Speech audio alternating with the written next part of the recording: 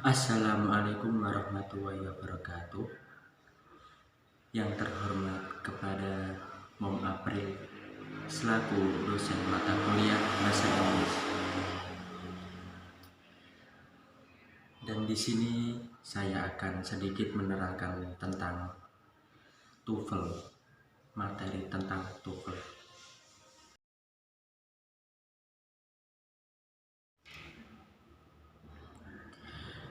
Yang pertama yaitu materi tentang TOEFL yang bersangkutan dengan Introduction about TOEFL. Dan di sini saya akan menjelaskan apa itu TOEFL. TOEFL adalah kepanjangan dari Test of English as a Foreign Selection, tes bahasa Inggris sebagai bahasa asing, yang dibuat oleh EDS, Educational Testing Service, sebuah lembaga di Amerika Serikat. Bagian dari TOEFL, tes untuk persiapan TOEFL terdiri dari 3 sesi. Yang pertama, reading comprehension, dan yang kedua, structure and written expression, dan yang ketiga, listening comprehension.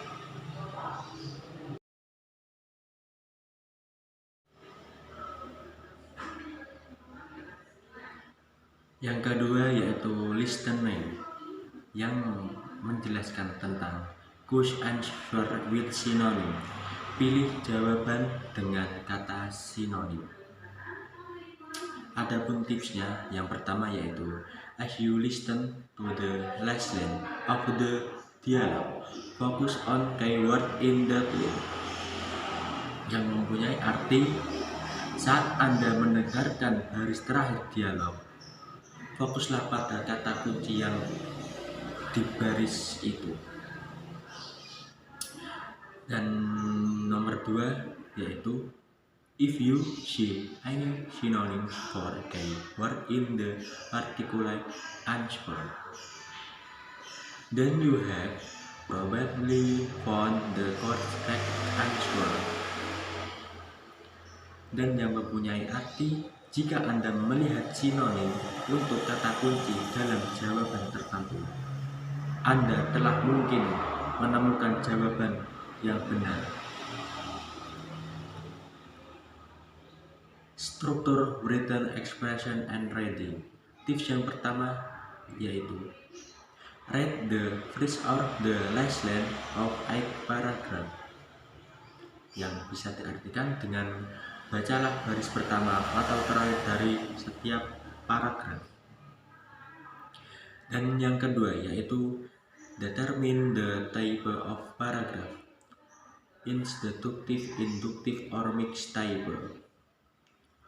Dan yang ketiga yaitu eliminate answer choices that are too general, too specific, or not related at all to the topic of reading. Dan yang terakhir yaitu do not be too long reading the passage.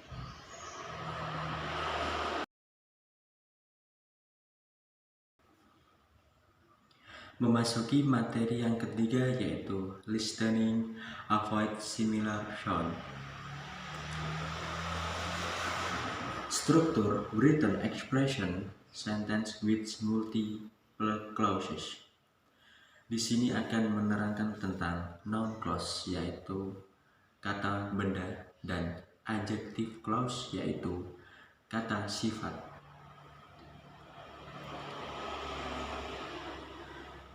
Apa itu noun clause? Kalimat yang berfungsi menjadi kata benda. Sub clauses yang berfungsi sebagai subjek atau objek.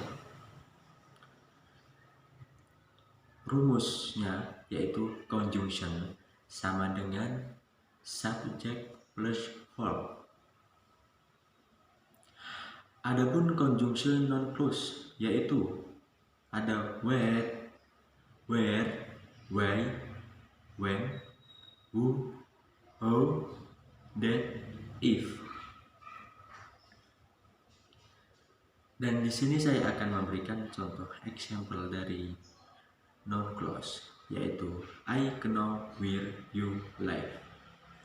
I sebagai subjek dan know sebagai verb. Adjective clause menjelaskan kata benda di depannya, sehingga nanti ada kata sifatnya. Conjunction dari adjective clause yaitu who, whom, which, that. Example: I talked to the man. Subjek, objeknya he is a bus driver. Adjective clause-nya menjadi I talked to the man who is a bus driver.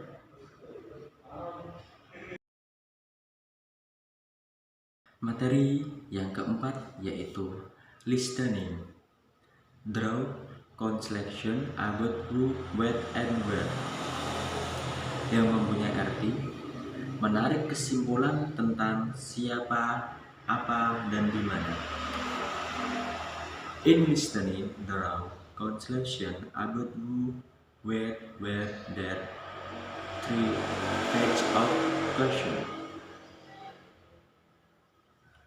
Yang pertama, who is probably talking. Siapa yang mungkin berbicara, atau di dalam kurung it refers to someone. Ini mengacu pada seseorang.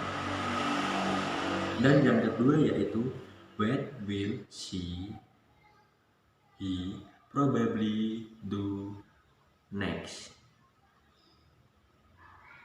Dalam kurung buka, it refers to action. Apa yang dilakukan selanjutnya, dan ini mengacu pada action.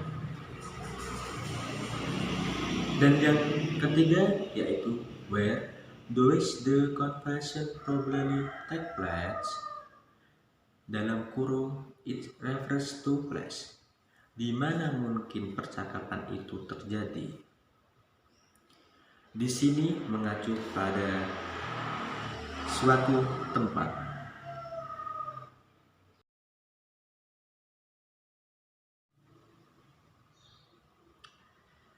Materi selanjutnya yaitu materi yang kelima, yaitu listening negatives.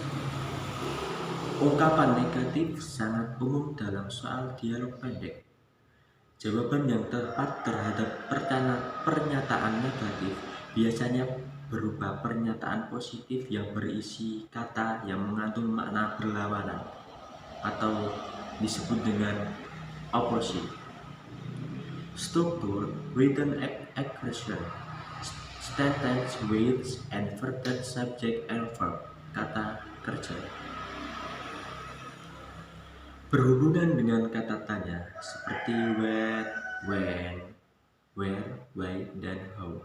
Kata-kata ini bisa memiliki dua fungsi yang sangat berbeda dalam suatu kalimat. Yang pertama, menunjukkan pertanyaan, subjek, dan kata kerja yang mengikuti dibalik. Seperti contoh, what is the homework? Di sini is menjadi subjek, the homework menjadi verb. Contoh yang kedua yaitu when can I live. Di sini can menjadi subjek dan I live menjadi verb.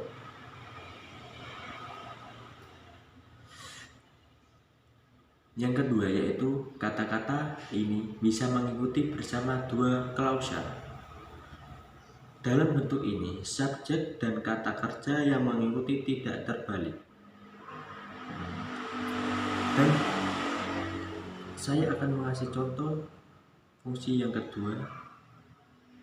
Yang pertama yaitu I do not know where the homework is. Di sini The homework menjadi verb, is menjadi subjek.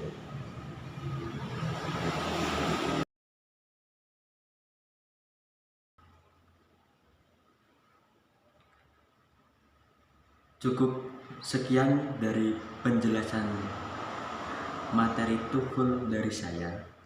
Apabila ada salah tutur atau pengucapan yang kurang tepat, saya meminta mohon maaf sebesar-besarnya.